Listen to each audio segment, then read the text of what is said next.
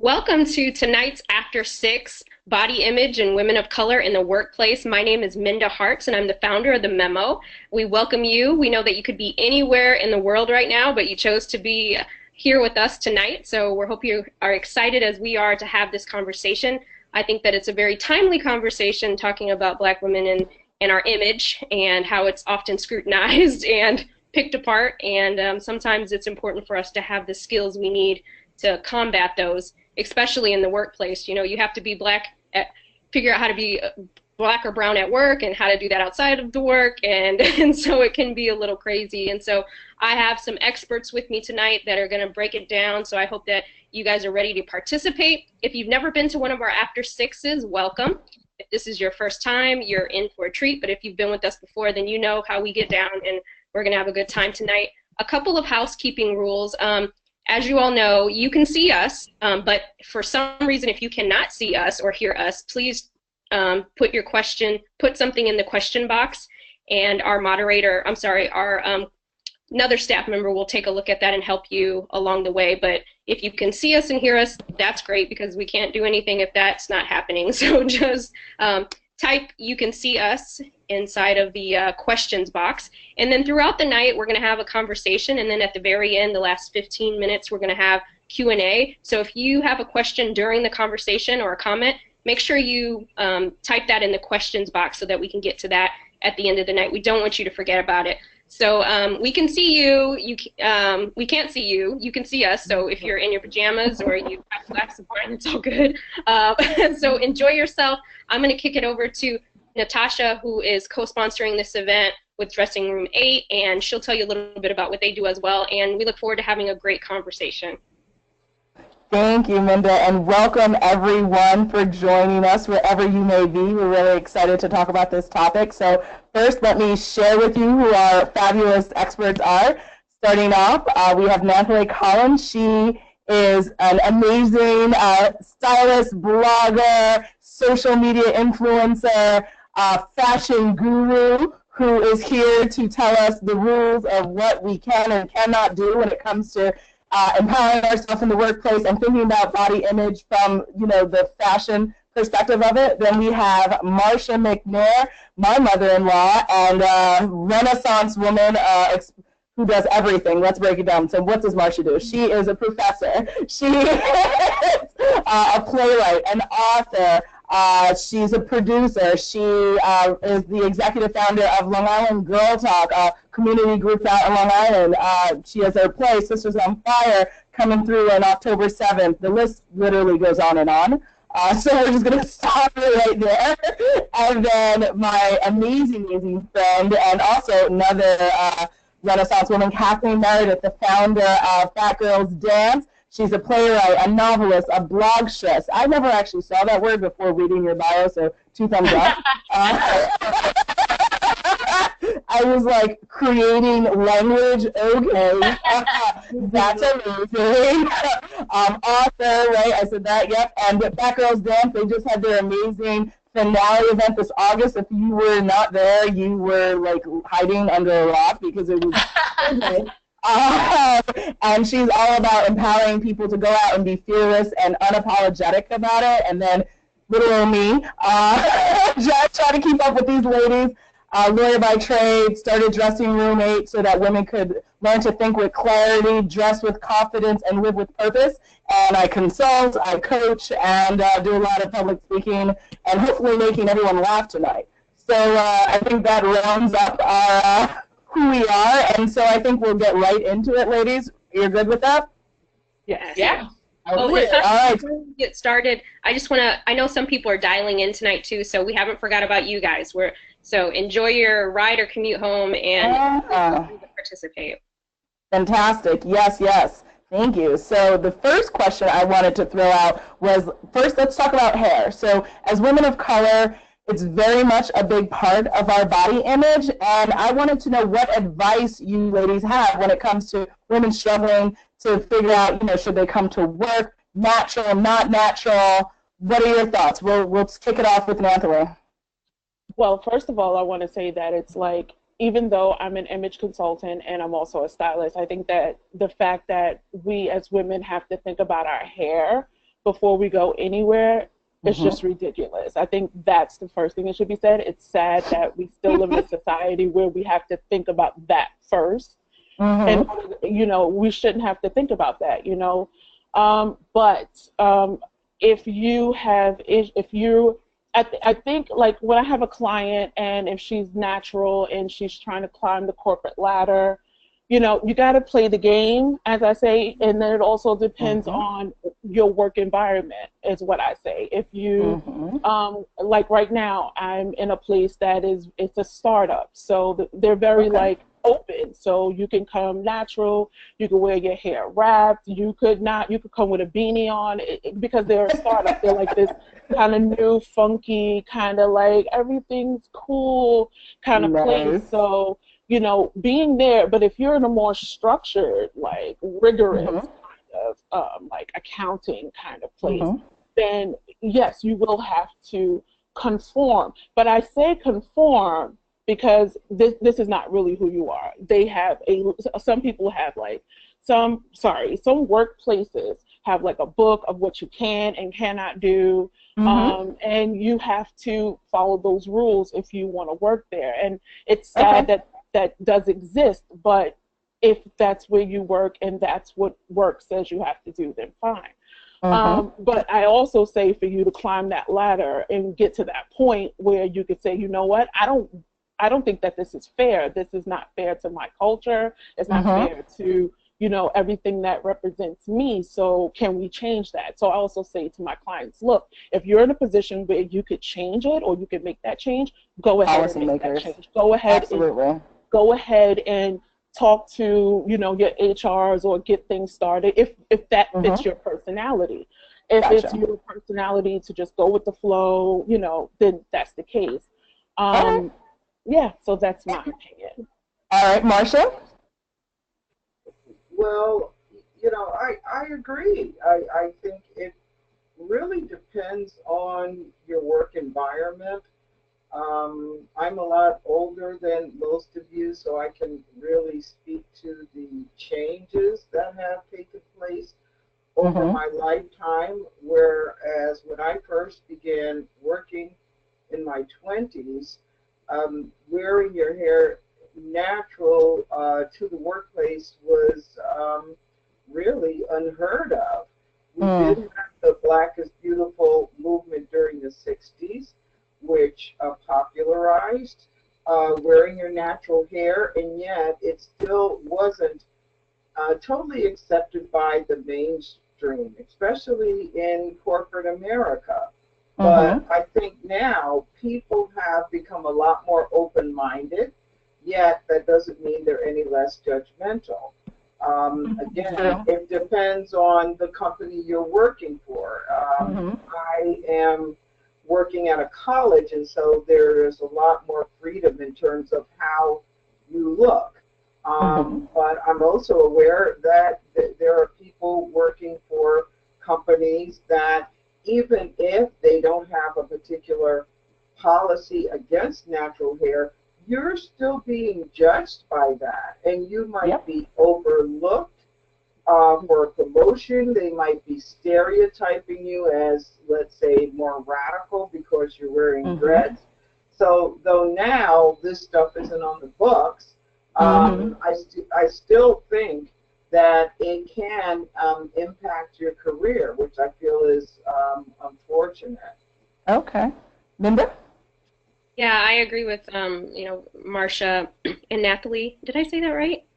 Natalie. Yeah. I'm sorry. It's okay. It happens with everyone.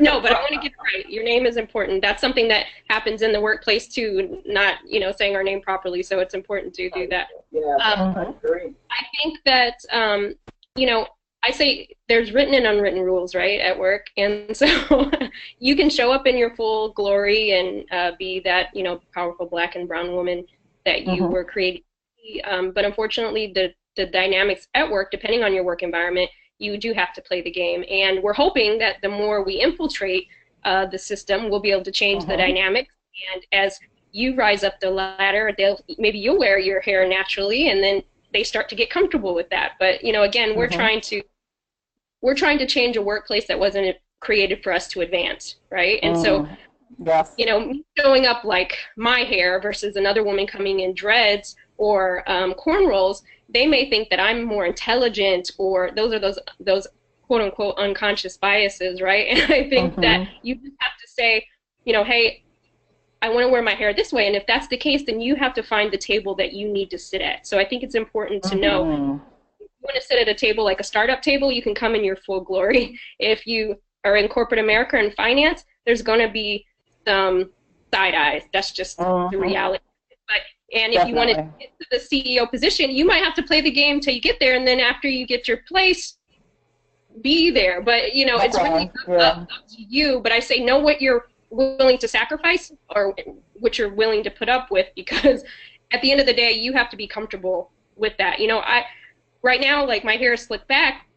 To me, I don't feel like my hair is really done, right? But when I walk into the workplace like this with glasses, I'm like so well put together, right? As opposed to somebody else. But I'll say lastly, for me, I'm comfortable in sleek, quote unquote, sleek hairdos. That's just what I'm comfortable with, and like, or just straight hair down. So I've always been able to fit very well in corporate America. And then when I go to vacation, I wear my black girl vacation braids, you know, but I know that they're not going to like that otherwise. So you have to decide which route you want to go. All right. And Cathleen? I feel like I'm kind of coming from a more radical standpoint. I, too, work at a startup nonprofit. So we have a dress code, but it's extraordinarily loose. And I would say for the most part, I wear what I want. And that includes my hair. I'm wearing braids right now, but I have a ginormous afro that I generally rock all the time. So I think there does have to be a paradigm shift. You know, there are companies like there are companies that are cajillionaires. We've got Google, we've got Facebook, we've got DoSomething.org, we've got lots of companies now that have that follow what they're calling now the Google model, where they make your work life comfortable so that you want to stay there. As people are moving into the workforce, they are looking for spaces that give them a lot more choices, that give them a lot more flexibility, that allow them to still not feel like they live at work, and if they do feel like they live at work, they have to enjoy themselves. But there are places like, you know, the legal world and the financial world that have not enjoyed such a shift. So how do you exist in those places? I feel as if pointing out places that that celebrate diversity, places like Nike, places like Netflix, and some of the ones that I just noticed that are experiencing exponential growth. If we start giving examples, because a lot of times it's just giving examples to our bosses and our HR departments and places where they ask for feedback, because companies swear they're always asking for your feedback. And then once you start giving it, they might not like it, but if more of us actually take that and own that, if you're in the financial world and that's someplace you want to stay, we need people of color in the financial world. I'm not asking you to go work for Google, but I am asking that we start actually standing up for ourselves a little bit more. We kind of have this mentality that I believe happened in the 60s of, I don't want no trouble. And that's what was happening when the civil rights movement first started happening. A lot of them were not down with Martin Luther King. A lot of them were not down with Malcolm X. They were just like, I don't want no trouble. I'm just trying to live my life. And then people started dying. And then people were like, okay, we have to do something about this. I'm not saying you have to die for your hair. I'm just saying if we start concretizing our efforts, if we all show up to work with our hair out, if we all show up to work with an unapologetic flat shoe, if we all show up to work being exactly who the hell we want to be, I feel as if there will start to be a shift towards the younger companies, more dynamic companies who are saying, you know what, this is what people want, why don't we give them that, as opposed to these older companies that are going to start understanding that I can come to work in a tennis shoe with my hair out and I'll be okay. So I feel as if there has to be a shift in I don't give a shit. I don't know if we can cuss on here, I'm sorry. There has to be a shift in those ones I can't bleep out, so you got to be careful. Okay. There has to be a shift in fearlessness. You know, Yes. we have to be okay to shake it up, and it's not like we're doing this unprecedented. There are people who are definitely the 1% who are running companies and doing this, so it's not impossible. It's just something that we have to be willing to speak out about. Absolutely, I agree. I think that one thing, yeah, Natasha, sure. I just wanted to add that it's not only, like, most people are not employed by big corporations. They're actually employed by small business owners. Small business owners make up a large percentage of, you know, brown and black employment. Mm-hmm. So I used to work for a very small company. It was a family-owned company, and I always wore my hair straight. And one day I decided to wear my head wrap, and I got questions. I got pulled into the office. I got asked, is there anything wrong?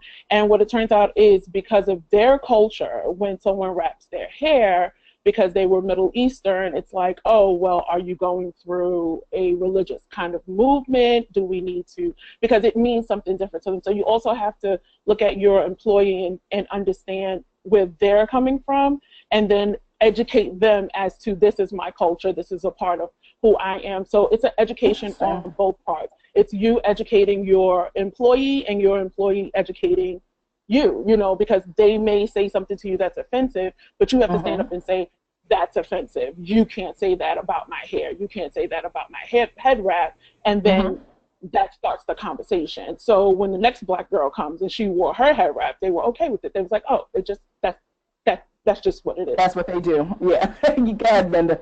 Yeah, you know, I think too, we really have to be careful with our environments, right? And so if we're coming to work doing our best, then we can influence culture and change the culture. But we can't be showing up to work late and, you know, and doing all this extra stuff, staying extra on our breaks, and then just be like, they better take me the way it is. You know, there's some of that we have to do. And, you know, and work your butt off so that you can show up in your glory, because the way that the dynamics are, I say that the workplace is not created equal. So we know that we have this black tax to deal with. So we need to know that we can do the work and that we're good. And I think too, for those who are the only black or brown person at work, you don't have the caveat of having the fight the power moment and let's all show up in our froze, you know, so you have to also really decide on what fight you want to fight. Maybe you would rather fight, I want more salary, than I'll wear my hair pulled back, you know, so we just have to figure out what those dynamics are too.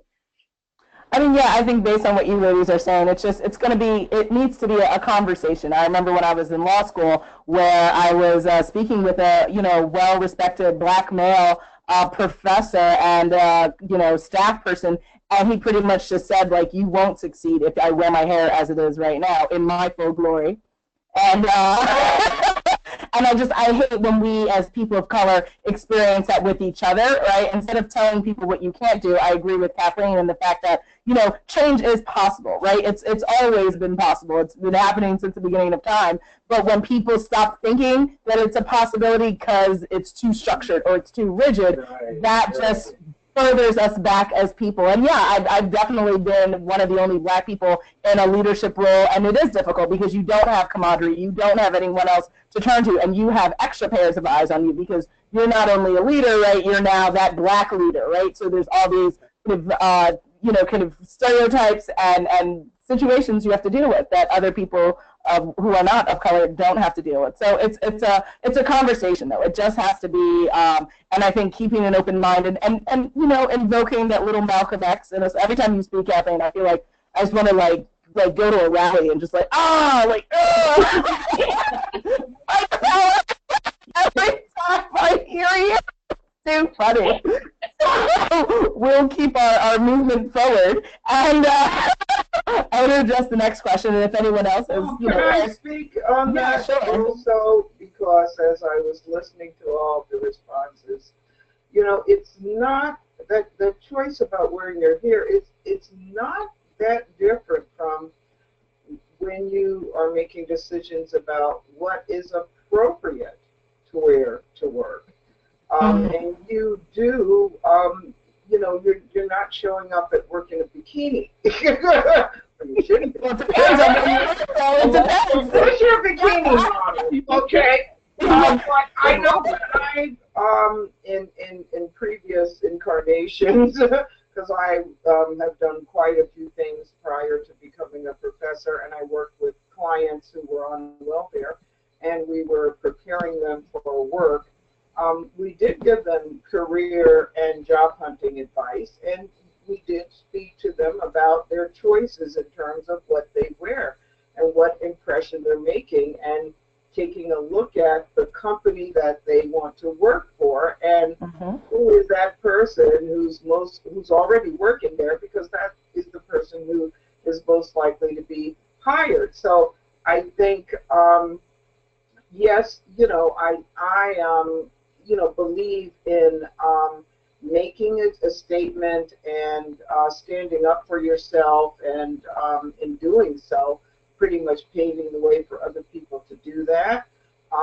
Perhaps getting in the door first is where we need to go, and then we become, as Kathleen says, this powerhouse person who's got the job, who's proven ourselves, and then we can start making some of those changes in the workplace. Absolutely. All right. Well said, Marcia. So now the next one, since we're going to get real deep and real right now. So how can we be advocates for our fellow women of color colleagues when they're experiencing body shaming in the workplace? I thought that to be a very interesting question. So Natalie, you want to tackle that on first? Sure. I have a very simple answer. Speak up and educate. That's it. Let them know that it's not okay. What they said was not okay, and you're not going to take that anymore. If you like, for me, I worked in a very small company for many years, and they thought it was okay to talk about weight and losing weight and how long have you been a big girl. Like, they thought it was okay because it was a very family kind of company. So because I was there so long, they thought they could talk to me like family. And I was like, excuse me, can you not talk about that with me, please? Because it is inappropriate. You tell them, sister. And it did not happen again. It did not happen again around me. It did not happen again around anyone else. But again, like, it's speak up and educate. Like, you can't, that's it. And once you do those two things, I think you're not only doing it for yourself, but you're doing it for everyone else. I mean, I was the only Black girl in this place consistently for almost a decade. So it was a lot of things that I had to speak up against. And sometimes I got called the angry Black girl, and that's fine. Because it is what it is. I know. Surprise. Yeah. Once you speak up for yourself, you get, the label put on you. And I was totally fine. That's your label, not mine. Go ahead. Do what you got to do. I'm still going to make my money. So my paycheck is still the same at the end of the day? Okay. But I think, to answer your question, yes, I think just speak up in education. I think those are the two that you can advocate for your fellow woman of color. Awesome. Okay. Kathleen, were you raising your hand? Oh, I was completely agreeing. I wasn't raising my hand, but I will go next if you. Okay, sure. I feel as if a lot of it, and a lot of just the work and research that I've been doing in the past year, a lot of it is rooted in self-loathing and self-hate. So you get to a point where you don't care about self, so you can't possibly care and advocate for someone else. So we can't. I think it's difficult to discuss. How do we start advocating for people when you don't advocate for self?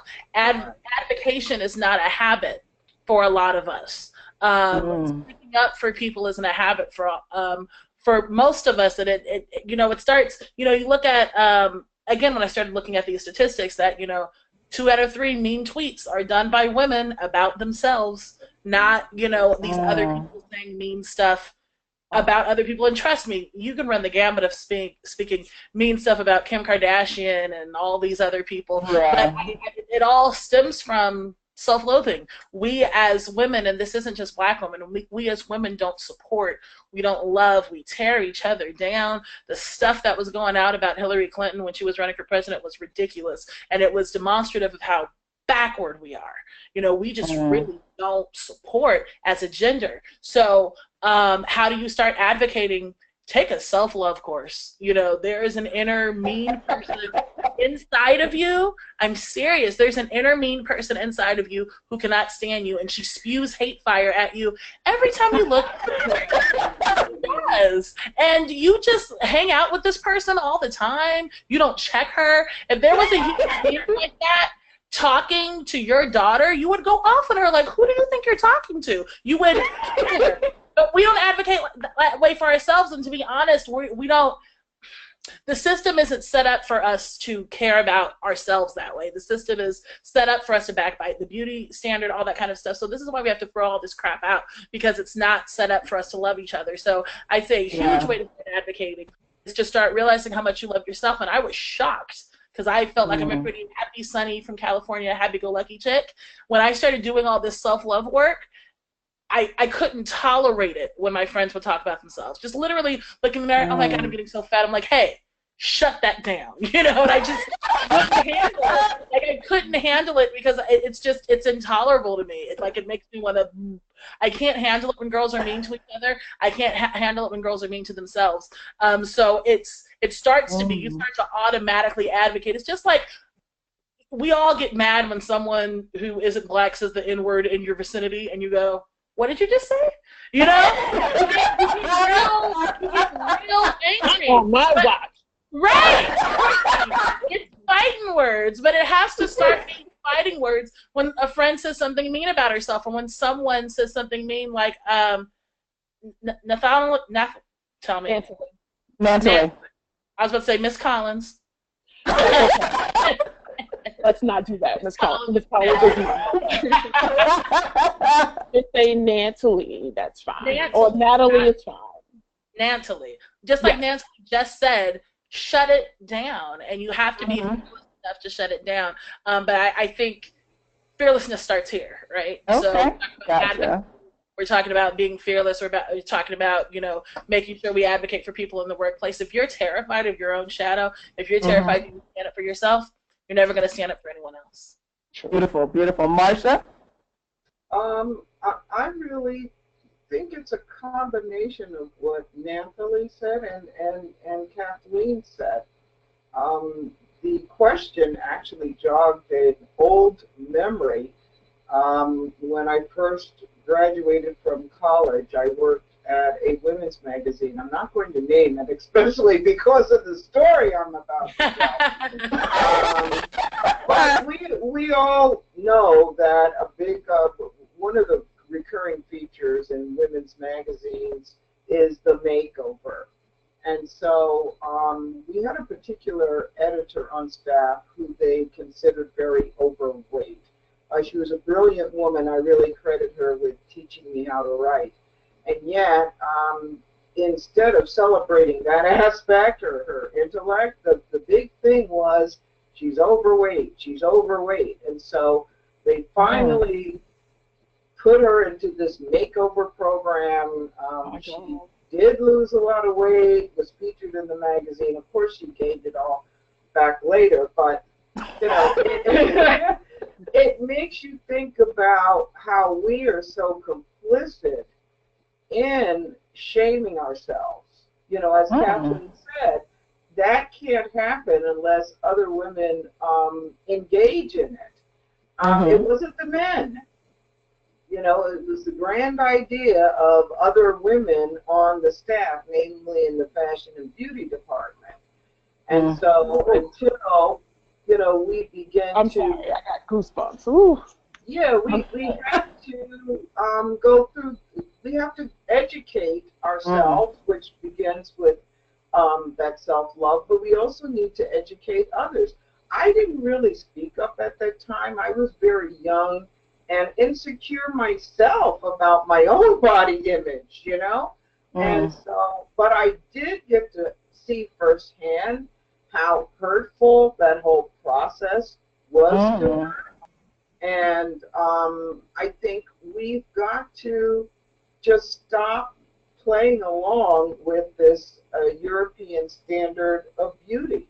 Even at this magazine where it was primarily for Black women, we were still using that European standard. So I think it was very ironic what happened with that. But it's been a longer journey for me regarding becoming, let's say, becoming my own best friend. I think that's what needs to happen. Kathleen, you need to become the friend to yourself that you are to other people. Yes. We say things to ourselves that we would never say to a friend. Yes. Yeah. Right? Absolutely. And we're in a position now, especially with conversations like this, which people can share with others to educate people who aren't aware of this devastating influence. People think that norm is a norm when it's not.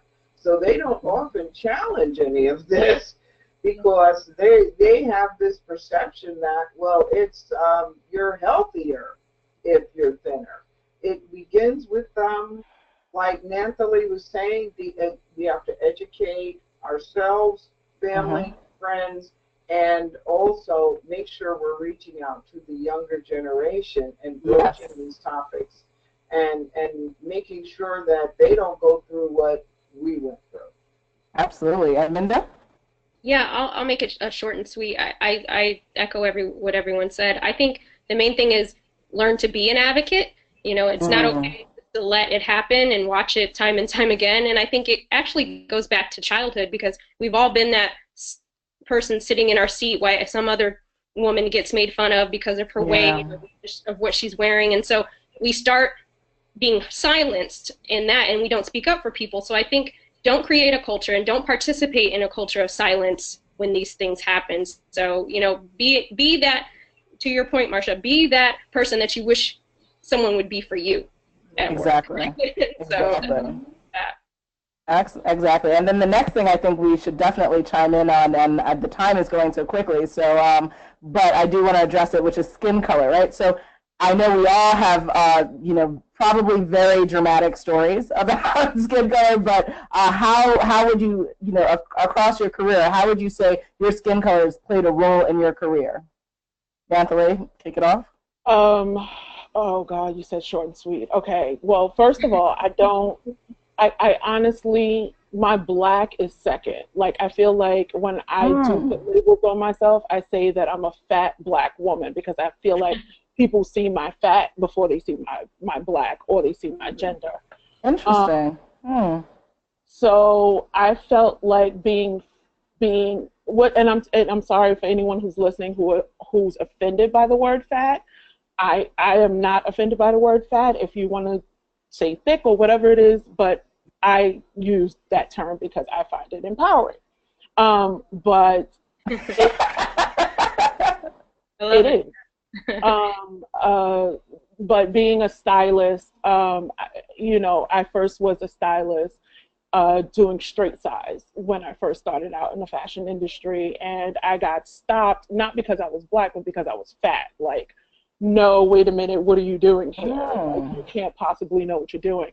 But then there were certain instances where I got stopped when I went to certain events when they're like, are you supposed to be here? Because this is a high class event and we're not sure if so that happens a lot in the fashion industry. I have seen a big change. I started back in the fashion industry in the early 2000s before being fat was fashionable and being Black was beautiful.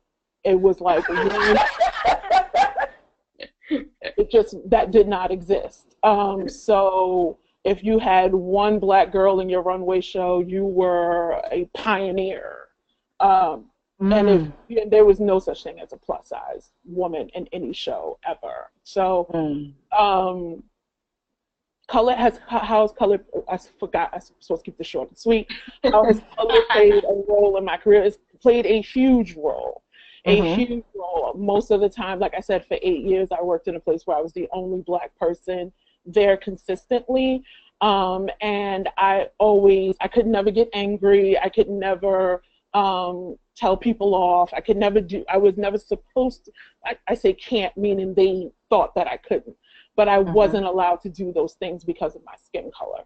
And even now that I'm changing my career and I'm going back to school and, you know, I'm trying to penetrate in a new environment, I'm finding that a lot of Black women don't exist in this environment. And when I told people what I wanted to do, now I understand where I got this look. You sure you want to do that? Now I understand why they gave me that. So race still play. I mean, it's not like people don't come to you and say, you know, there's no Black women that really do that. They just go, you sure you want to do that? I mean, you have no idea what you want to do. Like, so, yeah, Gotcha. That's how, yeah, moving on. Interesting. Okay, let's take it, Marcia. How has your skin color played a role in your career? Unfortunately, I think it's been an advantage. Colorism, and that's what it's called. And I actually didn't know what it was called until I went to a conference about popular culture, and I spoke to someone from Canada, and somehow the topic came up, and it's actually called colorism, and it exists throughout the world, and it's horrible. I'd say it's unfortunate, but wherever you go, you know, darker skinned people are on the bottom of the social and economic ladder.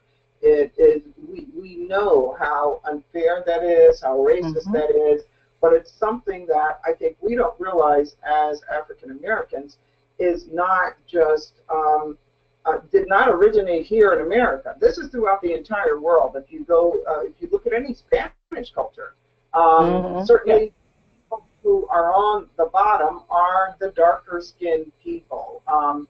So it's, you know, it bothers me, it stresses me. I think it's become really divisive for us as women in particular because our physical appearance really is how our worth is determined by society, unfortunately. So for African American women, this thing of the skin color, and if you're a darker skinned woman, you're not as beautiful. It's still, I thought this thing would have died out in, you know, during the Black is Beautiful movement. It did not. I think it's almost worse now than when I was growing up, because when you look at the representations in popular culture, generally it is fair-skinned, curly-haired. I don't know if it's a Black person. It's a person, you don't know what she is. She's so fair. She could be anything, but she's supposed to be representing Black women. So it really is. It really bothers me. I'm trying not to. For the people who are not watching, who are like on the phone, I'm giving all kind of hand praises, fingers up in the air, like. Yes. Yeah, I actually think it's worse. And what bothers me the most is I think we are helping to perpetuate it more than the Black people are. Because when we are in positions of power where we can control our representation, whether that's in movies or in videos, we are choosing to cast a certain person who fits a certain stereotype of what beautiful is. And we can't blame whites for those choices. We are making those choices. And then our young girls are seeing that, and if they're darker skinned, they begin to feel less valuable. And what do? They want to have all kind of crazy weaves on. They're all trying to simulate this. You know what I mean, Tosh. We see it in Long Island Girl Talk with the girls. Yes. You know, it's trying to become as close enough to that look as they possibly can without bleaching their skin. Yeah, absolutely. As a professor who works at a racially diverse community college, I've seen how other cultures, they're actually a bit more real with it. They bleach their skin. They are trying to become lighter. And you know, as I said, I feel embarrassed by the advantages that I've had. I'm sorry. I just want to drop a little. I'm sorry not to cut you off. I just want to drop a little knowledge. I have to. Do you know that bleaching cream is the #1 seller of any product in the whole entire world? We got to get back on track. If you want to hear a great story, maybe about 10 years ago, you know, during Black History Month, I won't name the drugstore, but there was a drugstore that it had given out booklets of coupons for Black History Month that featured all types of African American products. Don't you know they had bleaching cream, a coupon for bleaching cream in the Black History Month coupon book? Yes, they did. Yes, they did. Yeah, that's not surprised. But, you know, I wanted to note that, for me on a personal note, because I often feel that I'm not trusted by darker skinned women, because they are very used to fair skinned women being snobby or looking down on them or thinking they're better than them. I have had to prove myself that, hey, that's not me. I don't think I'm better than you. I'm a sister too. And I feel I've had to prove that over and over. It really hurts me when, for instance, I have a colleague who's very dark-skinned. Every time I run into her, she brings up something about skin color. That's when I started realizing, wow, you know, I think she's thinking that I think I'm better than her, and I don't, you know? Yeah. So it's kind of that. It's kind of a. I was thinking the other day. It's like I'm not trusted by either side. The white folks don't trust me because they know that I'm not white. Okay, they know that. But do my people trust me? No, because am I really black? Gotcha. And now Minda and Kathleen, let's finish it up. Then we have to open it up to the public. Yeah. Yes. You know, I think, yes, if you're black or brown and color's never influenced, I don't know where you're working unless you're working in a hole by yourself. So, yes. But I think for me, I probably am a product of where it's helped in times, but that puts a lot of pressure on you, right? Because if you're the only one at work or whatever quotas, whatever have you, you have to be everything to all people, and they want to put you as you speak for all the blacks, you know, and so that gets to be a little exhausting. But I think that one thing I look at it as, I'm hopefully, because of me being a black woman in the workplace, they've seen that, wow, she's a positive black woman, she's a strong black woman, she's assertive, and now when the next one comes in, they're not so fearful or afraid or of all the stereotypes because they've seen that I dispelled the myth. So for me, it's been a helpful thing, even though at times I want to scream, right, because of things going on or calling you a black girl or this, that, and the other. There's all kinds of stuff. But I think that hopefully I've presented myself in a way that will help the next generation not have to so many skinned knees along the way. So I'll leave it there and let Kathleen. Okay.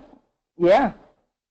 I'm just like Nathalie. I feel like in terms of problems that I've had in terms of body image, it has certainly been being a plus size girl and not so much a black girl. I'm from Sacramento, California. There were 60 different languages spoken in from elementary school, from K through 12.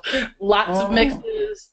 You know, dated lots of different races. There was Mexican, and I'm Fijian, and I'm Eastern Indian, and it was a hodgepodge. It was like a commercial that you're like, no one really hangs out with all those races. I did. That's just where I grew up.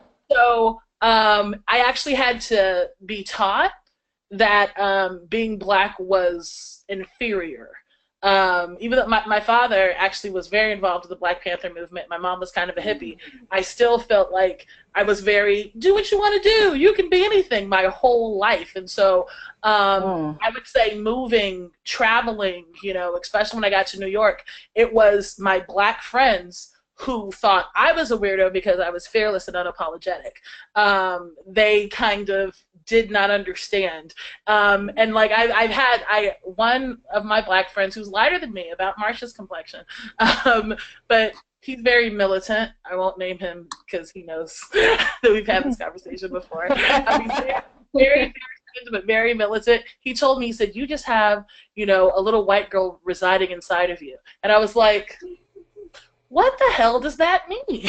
Like, what does that mean? I mean, he said it to me years ago, and I think, you know, he's just, you know, this militant Black guy, and I'm like, you know, that's totally okay, and I totally love you. I think he thinks, sometimes I think my joy is mistaken for stupidity, or because as a Black woman, I'm supposed to be a little angry.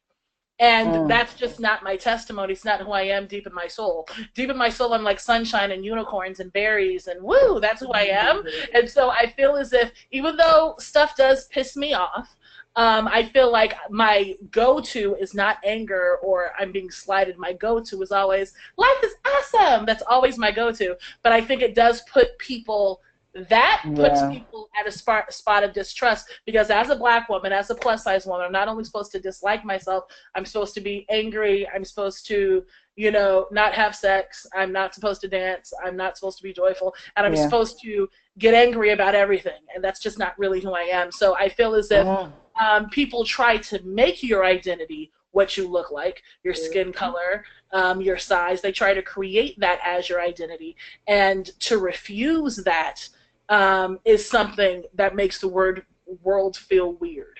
You know, you keep the question, how are you so confident? How are you so, how do you? And it's like, you know what, I do it. I do it. I'm just happy. You should get some of it. You know, and so I feel as if, I feel as if a lot of my Black friends are pretty surprised by my joy. Awesome. And so I feel like if it's how has, if you're asking me how has being Black or my skin color affected me, I say it has mostly affected me, like Marcia said, with Black people. I feel like I've had one bad run-in with white people, but for the most part, like in my life, for the most part, I don't know if they're accepting because of my, you know, nonconformist accent, or I don't know what the hell, but I feel as if Black people are kind of like this when they meet me.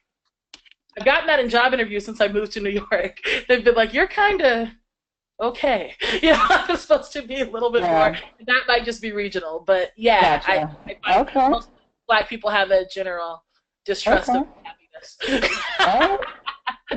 So I think we have some questions that need to be answered. So let's get to that before our time runs out. We are having so much fun.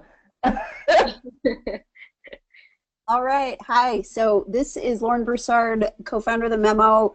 I'm going to send a couple of questions to, I see in the chat we've got a lot of yes, a lot of people that are really excited about this conversation happening. One question that we got specifically for you, Cathleen, you mentioned self-love earlier. Are there any books that you recommend reading on better self-love or self-image? Oh, yes. I don't have a list on me.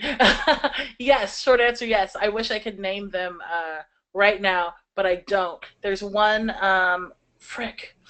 about the beauty standard. Okay, so just off the top of my head, and this is cliche because everyone's read it, The Year of Yes, Shonda Rhimes, read it, it's genius. But then there's another book written by a white lady that I can't place right now, but it's brilliant, and it's about, Google like the body standard book, and it talks about breaking down the body standard. Basically, she talks about how it was, the beauty standard is basically a trick, like a trinket for us to play with so that we don't rise as women. I love it. I don't know what it's called though. I'm forgetting it. I'm sorry. But those are the two books that I would recommend right off the top of my head. And also, if you don't feel like reading because you're an American and we're ignorant, not all of us. Not all of not us. all of us. Wait a minute now. We have a lot of ambitious women online and watching, so that love to read. Yeah. That love to read. Yes, love to read.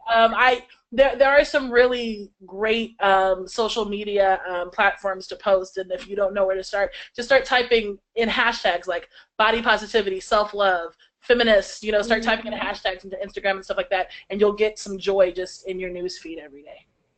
Awesome. Thank you so much for that. A question for Natalie. Are there any role models that handle image well that you follow online? Are there any, I'm sorry, say that again, are there any role models? So anybody you follow online that you think handles self-image and body image well? Okay. I'm going to look on my Instagram real quick. Simply Curvy, I feel it's amazing. She's a friend of mine. She's out in North Carolina. No, she's out in Virginia. She just moved to Virginia. Ashley Neal Tipton, I think she also, she's always been inspiration for me as a woman. Let me see. Trying to make this short and sweet. Let me give you one more.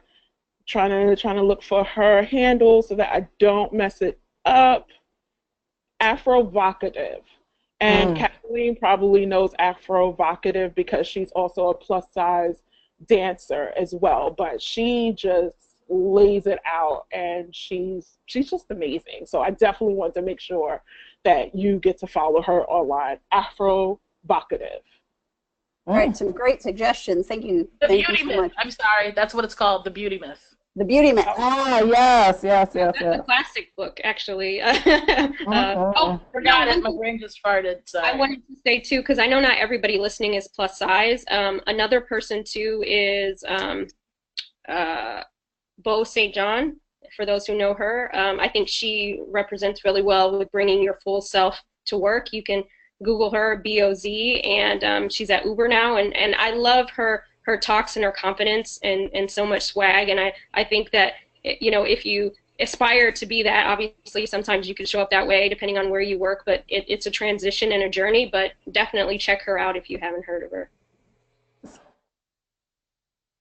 So we have probably about 7 minutes until we're all done. So I'm going to send one last question that we got from the audience for you, Natasha. Someone said, I think I heard you mention you are a lawyer by trade. Are there any legal issues to consider, like if an employer tells you can't wear your hair a certain way or you can't dress a certain way to work? Oh, how I love the legal questions, y'all, always, every time. Okay, so as an attorney, I was not a civil rights attorney, but what I would say is, big picture, this is not legal advice, that, discrimination comes in many different shapes, colors, and forms, right? And so there are certain rules, federal, state, local rules that you can look into to feel like, if you feel like you're being treated differently at work because of something that is related to how you look, that might be an infraction that you could have a legal cause of action against your employer, against a company. So I think that it's definitely a great question, because I think a lot of times when people are wrong, they're just like, oh, wow, I felt bad, but I did nothing, I went home, right? Like, no, a part of advocacy is, the self-love journey that Kathleen and everyone is resonating here tonight, but it's also, how can I make a difference? And a big part of that sometimes is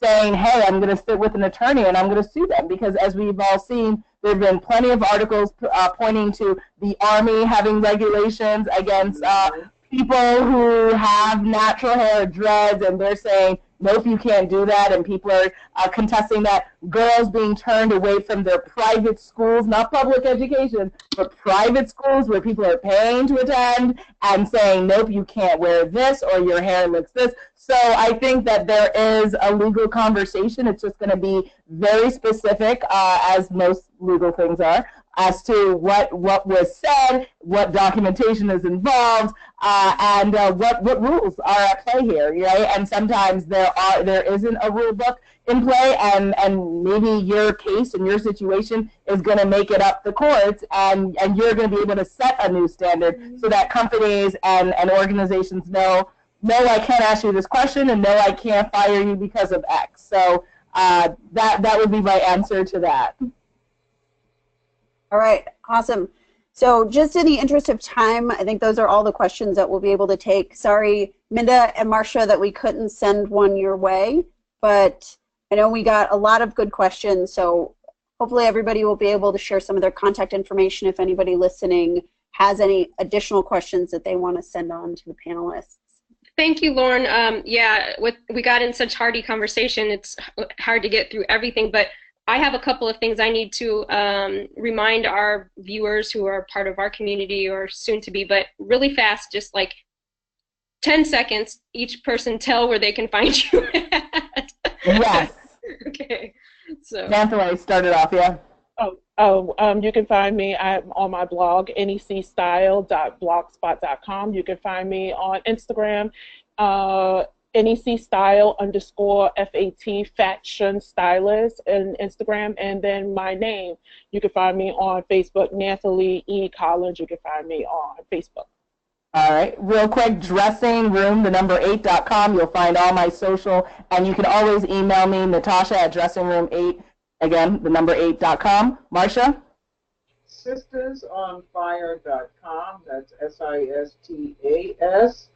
And I am also on Facebook under my name, as well as under Long Island Girl Talk. All right. Minda?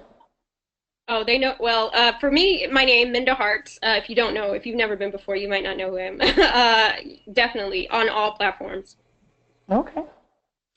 FatGirlsDance.com, Fat Girls Dance Movement Instagram, fat_girls_dance, fat_girls_dance on Twitter, and you can email me at hey@fatgirlsdance.com.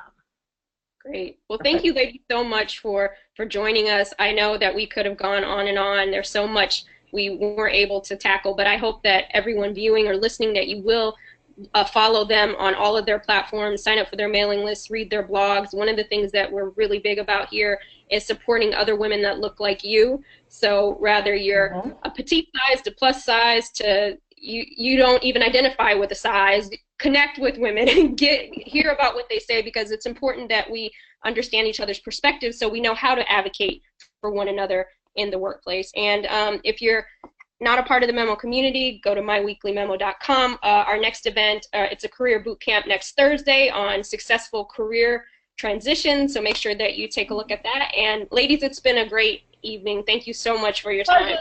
Thank you. Yes, thank you, ladies. Awesome. And everybody have a good night and have a great rest of your day. I will. You too. Bye. Bye. Bye. Bye.